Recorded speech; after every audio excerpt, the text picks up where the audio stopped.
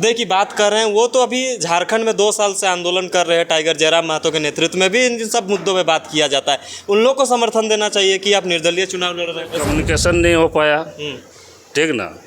और आगे विचारधारा झारखंडी का ये है, हमारे हम भी ये में है, और जो मेरा ये है वोट बैंक, हम प्रयास करेंगे कि साथ में ये करेंगे। झारखंड में जो है लोकसभा चुनाव को लेकर तमाम जो पार्टियां हैं, चाहे तो निर्दलीय प्रत्याशी हो, तमाम लोग जो है नॉमिनेशन का प्रक्रियाएं करके आज जो है रांची लोकसभा के एक ऐसे प्रत्याशी से हम आपको रूबरू कराएंगे जो निर्दलीय चुनाव लड़ने के लिए नामांकन जो है दाखिल कर दिए।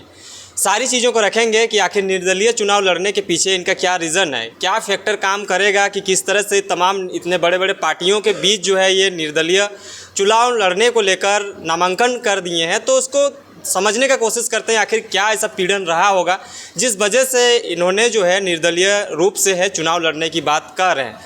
रांची लोकसभा की प्रत्याशी हमारे बीच जो है, इनसे जानने का प्रयास करते हैं। दादा, आप सबसे पहले आपका परिचय बताइए। जी नमस्कार, आपके चैनल के बहुत बहुत धन्यवाद। आपका परिचय? जी, मेरा नाम परवीन चंद्र महतो, मैं रांची संसदीय क्षेत्र लोकसभा क्षेत्र के अंतर्गत ईजागढ़ विधानसभा के चांडिल प्रखंड, चांडिल थाना, ग्राम कानेडी का रहने वाला हूँ। वर्तमान में मैं चांडिल बांध विस्थापित का एक पीड़ित परिवार का सदस्य हूँ। अच्छा, क्या लगता है कि आप निर्दलीय रूप से जो चुनाव लड़ने की बात कह रहे हैं, आप नामांकन भी कर दिए, आपका नामांकन का प्रक्रिया कहाँ तक पहुँचा? नामांकन का प्रक्रिया आज मैंने नामांकन दाखिल कर लिया हूँ। अंतिम दिन था आज, काफ़ी पोस के बीच आज नामांकन दाखिल किया। इस सक्सेस हो गया है, मतलब उसको सक्सेस हुआ। स्क्रूटनी का मत देखा जाए कल स्क्रूटनी। अच्छा, क्या लगता है कि इतने बड़े बड़े पार्टियां हैं, फिर आप निर्दलीय रूप से चुनाव लड़ रहे हैं, किस तरह का दुख हुआ है जिस वजह से आप जो है चुनाव में उतरने का सोचे और उतरे? देखिए, हम 98 में मैट्रिक करने के बाद जमशेदपुर के और गए, मतलब ये प्राइवेट ये कॉलेज करने के लिए।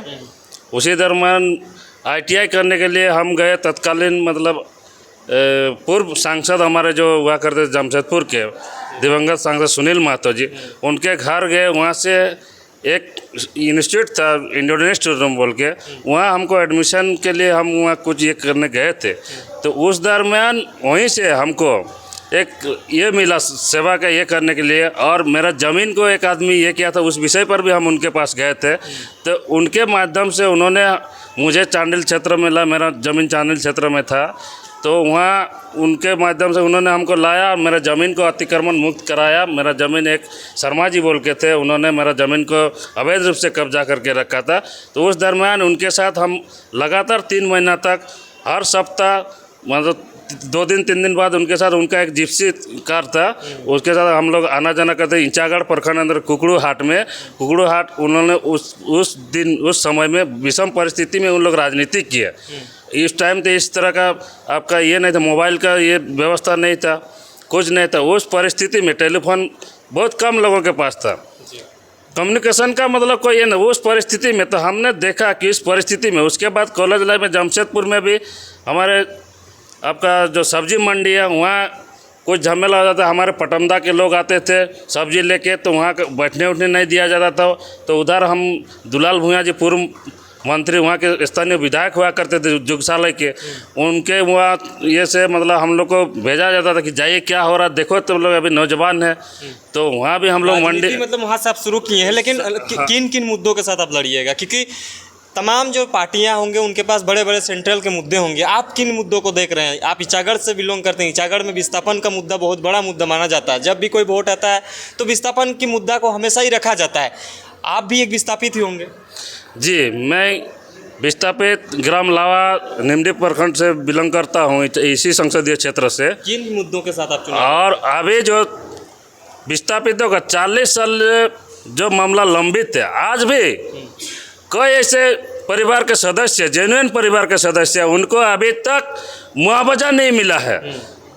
और जिनको मतलब जिनके घर द्वार सब मतलब वो हो गया है, पर्चा का भी बहुत बड़ा इशू है। जो पुनर्वासित हुए हैं उनको अभी तक पर्चा नहीं मिला है। पर्चा नहीं मिलने के कारण उन परिवारों को जाति बनाने में वो जो पुराना ये था खतिया मतलब अंचल वहाँ जाना पड़ रहा है। तो काफ़ी हमारे विस्थापित भाई परिवार के लोगों को, बच्चों को ये सारे मतलब ये झेलना पड़ रहा है। अच्छा, झेलना पड़ रहा है, मानते हैं। आप जिस मुद्दे की बात कर रहे हैं वो तो अभी झारखंड में 2 साल से आंदोलन कर रहे हैं, टाइगर जयराम महतो के नेतृत्व में भी इन सब मुद्दों पे बात किया जाता है। उन लोगों को समर्थन देना चाहिए कि आप निर्दलीय चुनाव लड़ रहे हैं, ऐसा क्यों? ऐसा इसलिए कि हम पहले पार्टी में थे। कौन पार्टी में थे? पहले तो बीजेपी में थे, उसके बाद हम आजसू में, वर्तमान में आजसू में थे। तो आजसू और बीजेपी गठबंधन देखे, पिछले बार हम गठबंधन में इनको संजय सेठ जी, निवर्तमान जो सांसद है संजय सेठ जी को हम लोगों ने जी तोड़ मेहनत करके जिताए। और संजय सेठ जी जीतने के बाद कभी क्षेत्र में घूमने का ये नहीं किया, मतलब जानने का प्रयास नहीं किया। हमारे चांडिल क्षेत्र का देखिए, वहाँ आज 5 साल होने जरा अभी थोड़ा बहुत काम हुआ है। आपका बाईपास रोड जो धूल से पूरा ये हो रहा, अनुमंडल अस्पताल पिछले दिनों उनका ये हुआ, उसका दोबारा ये किया गया है। नहीं, अभी जिस तरह से आप आजसू में हैं बोले, अभी भी आजसू में ही है? नहीं, अभी हम त्यागपत्र जिला अध्यक्ष को हम दे दिए हैं, अभी स्वीकार करें नहीं। मानते हैं कि अगर आप उन पार्टियों से आप नाराज़ थे, चाहे तो उन पार्टियों का जो किया धारा था, जो काम था, उससे आप नाखुश थे, मानते हैं इस वजह से भी आप निर्दलीय चुनाव लड़ रहे हैं। लेकिन जो युवाओं का फौज जो है, युवा जो जिनके साथ जुड़ा है, टाइगर जयराम महतो बोले, देवेंद्र नाथ महतो बोले, वो भी अपना नामांकन दाखिल किए हैं। तो इन लोगों को साथ देने से अलावा जो है आप निर्दलीय लड़ रहे हैं, तो इन लोग में वो भरोसा नहीं दिख रहा क्या कि आप निर्दलीय प्रत्याशी हो गए? नहीं, भरोसा का ये नहीं। हम तो देखिए इन लोग से कम्युनिकेशन नहीं हो पाया, ठीक ना। और आगे विचारधारा झारखंडी का ये है, हम भी ये में है। और जो मेरा ये है वोट बैंक, हम प्रयास करेंगे कि साथ में ये करेंगे। अच्छा, साथ में रहिएगा।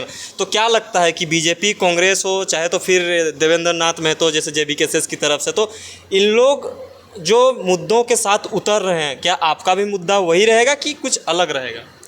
नहीं, मुद्दा देखिए लगभग सबका ये है, मतलब नेशनल पार्टी का छोड़ करके नेशनल पार्टी का अलग इशू रहता है। और हमारा जो है, हमारा मतलब रीजनल इशू भी है। इसमें रीजनल इशू पर मेरा ज़्यादा फोकस रहेगा जी। तो क्या लगता है कि रांची लोकसभा सीट में ऐसा क्या मुद्दाएं होंगे? जैसे कि आप अगर इचागढ़ में ज़्यादातर रहें तो इचागढ़ के मुद्दों पे आप ज़्यादा वाकिफ़ होंगे। अगर रांची की बात करें, हटिया की बात करें, कांके की बात करें, खिजरी की बात करें, सिल्ली की बात करें, तो तमाम जगह पे एक टाइप्स में मुद्दा नहीं हो सकता, बहुत अलग अलग होगा। इस सब से आप परिचित हैं क्या? नहीं, बहुत सब जगह तो नहीं है। रांची प्रॉपर, रांची से हम देखे अभी 3 महीने से घूम रहे हैं।